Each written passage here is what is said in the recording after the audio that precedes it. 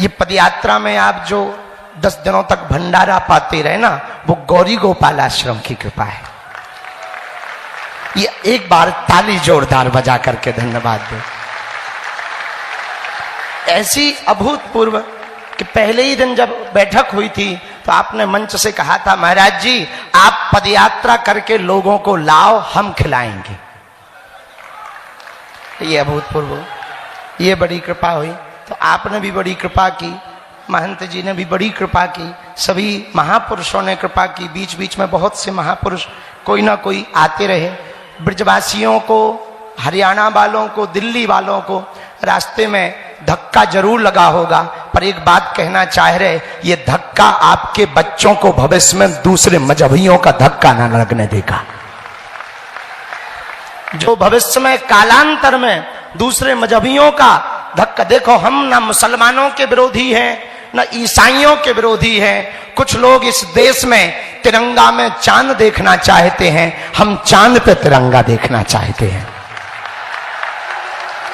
हो सकता हमारी बुराई हो इस बात की, लेकिन हम फिर कहना चाह रहे हैं कि उनके में डॉक्टर पढ़ा लिखा भी आतंकवादी होता है। और इतनी बड़ी पदयात्रा आ गई, भगवान की कृपा से हनुमान जी ने किसी को कुछ नहीं होने दिया। उनके में डॉक्टर भी आतंकवादी है, उनके में पढ़े लिखे भी मजहबी कट्टरपंथी विचारधारा की सोच रखते हैं। वो कभी नहीं कहते कि हमें गर्व है कि हम मुसलमान हैं, क्योंकि वो अपनी परंपरा का पालन करते हैं। आज जितने भी सनातनी पदयात्री आए हैं, हम हाथ जोड़ करके भैया कहें, आप स्वयं सनातनी तो हो, अपने बच्चों को बनाने के लिए कहने की जगह करने की आवश्यकता है, करके दिखाने की आवश्यकता है। जैसे बच्चों को कहें कि हम मंदिर में प्रणाम कर रहे हैं, करके यदि बताएंगे तो उन्हें पता लगेगा कि ऐसे प्रणाम कर रहे हैं। इसलिए अपने बच्चों को पक्का सनातनी बनाना है तो जो पंच संकल्प आज हम सबने लिए हैं वो अपने गांव जाकर के सबको बताना है, जगाना है। एक बात और हम सबसे प्रार्थना करें, ये पदयात्रा आज यहां विश्राम लेगी, 3.0 फिर चलेगी,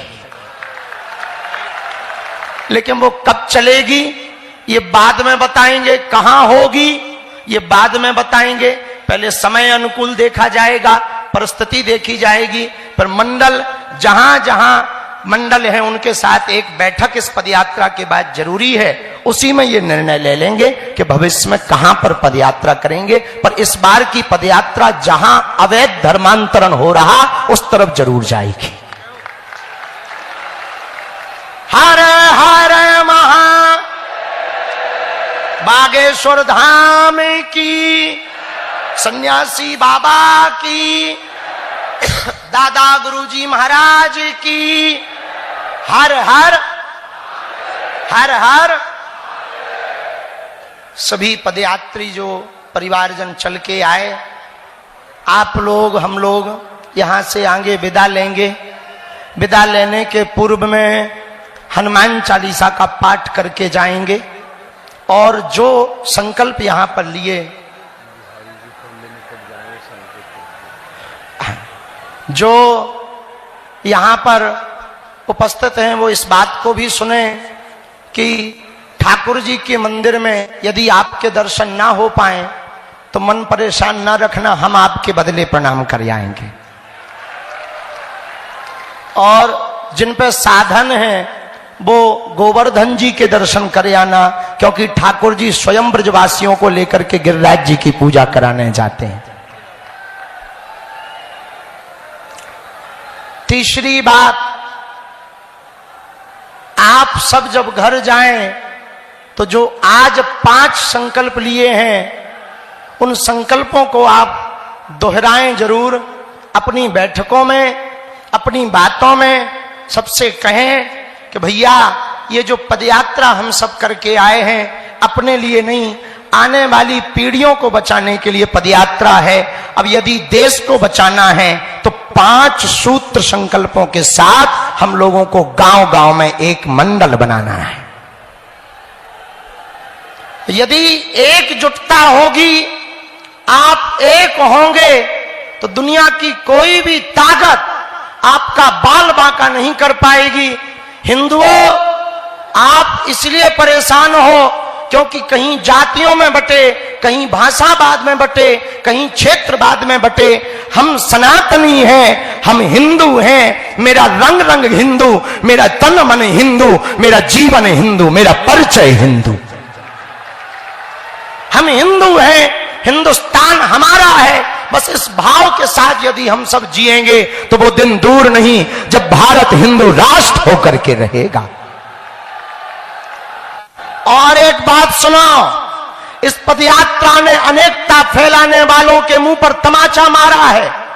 जब लाखों सनातनी सड़कों पर चले तो मानो एकता का समुद्र बहता चला जा रहा हो, ऐसा दिखाई पड़ा। और जो कट्टरपंथी विचारधारा के लोग थे, उन लोगों ने भी अंततोगत्वा हार मानी और मुसलमान धर्म के लोगों ने भी पदयात्रा का स्वागत किया। यह पदयात्रा आपकी एकता के कारण, आप सबके इतने समर्पण के कारण सफल हो पाई है। हमारी प्रार्थना है, जैसे आज आप पदयात्रा के लिए एकत्रित हुए, किसी भी हिंदू के ऊपर, सनातनी पर कोई हमला होना, तो यदि आप उनके लिए ऐसे एकजुट हो जाएंगे तो भारत में देश विरोधी और सनातन विरोधी रह नहीं पाएंगे। ये पदयात्रा की सामाजिक समरसता भोजों ने गांव गांव में संकल्प दिलाया कि हम भेदभाव नहीं करेंगे, छुआछूत नहीं करेंगे। रामानंदाचार्य भगवान ने कहा, हरि को भजे सो हरि को होई, जात पात पूछे नहीं कोई। जो भगवान का भजे सो वो भगवान का ही होता है, कोई ऊंच नीच नहीं, कोई छुआछूत नहीं। ऐसे 28 जगहों पर सामाजिक समरसता के भोज हुए इस पदयात्रा में। और जब 5 करोड़ की आबादी के बीच से ये पदयात्रा निकली तो चारों तरफ संतों का साथ, संतों का हाथ, महात्माओं का साथ, ब्रजवासियों का साथ, हरियाणा वालों का साथ, दिल्ली वालों का साथ, हाथ में हाथ था। वहां ना जात थी ना पात थी, केवल हाथ में हाथ था एकता का, सनातनी एकता का। और इस पदयात्रा का एक लाभ और हुआ कि इन 10 दिनों में जो हिंदुओं को गलत समझते थे, उनके मुंह पर तमाचा लगा कि तुम्हारी जब यात्राएं निकलती हैं तो गजवाए हिंद के नारे होते हैं या मारने काटने सरतन से जुदा करने की बातें होती हैं, लेकिन हमारी जब यात्रा निकलती है तो केवल भगवा की चर्चा होती है, एकता की चर्चा होती है, राम की चर्चा होती है, राष्ट्र की चर्चा होती है और वसुदेव कुटुंबकम की चर्चा होती है। विश्व में शांति की बात करते हैं। और कुछ लोग ऐसे हैं जो इस देश में यात्रा करके, मजहबी कट्टरपंथी लोग विश्व में अशांति की बातें करते हैं। हम हिंदुओं से कहेंगे, यदि आप एकजुट रहेंगे तो हमारे गुरुजी वाला सिद्धांत सिद्ध होगा कि यदि तुम छेड़ोगे तो छोड़ा नहीं जाएगा। इस पदयात्रा से एक लाभ और हुआ। तुम्हें जल्दी तो नहीं है? हमें ऐसा लग रहा क्या क्या बोल दे, बहुत रह गए ऐसे बोलने को, अनुभव रह गए। फिर मन कर रहा ये बोल वो बोल दो, फिर मन कर रहा अब बोलना क्या है, चुप होने में फायदा है। तो चुप हो जाएं कि बोलें? बोलें। सुनो भैया, इतना ही बोल रहे, ये पदयात्रा रुक ना जाए।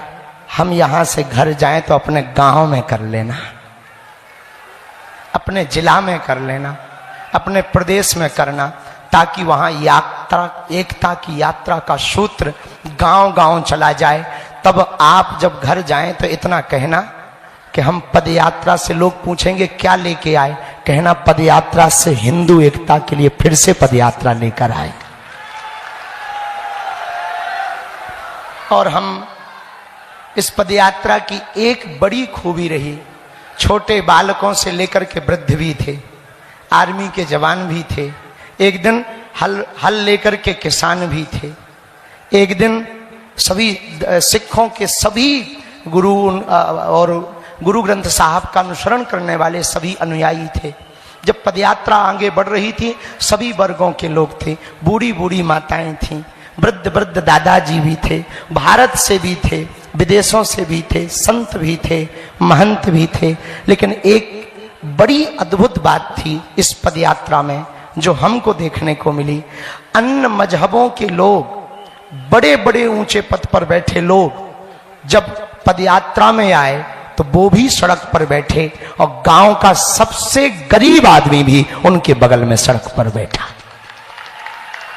सिनेमा के लोग भी सड़क पर आए बैठने के लिए, और सत्ता के लोग भी सड़क पर आए बैठने के लिए। सिनेमा के बड़े बड़े लोग आई हैं। आज जब हम वृंदावन में प्रवेश कर रहे थे तो मध्य प्रदेश के मुख्यमंत्री जी आए, श्री मोहन यादव जी, उन्होंने सड़क पर बैठकर दीनहीनों के साथ सामाजिक समरसता का भोज किया, और उन्होंने कहा कि हम मंच नहीं जाएंगे, मंचों पर हम हमेशा जाते हैं। आप जैसे संत जब सड़कों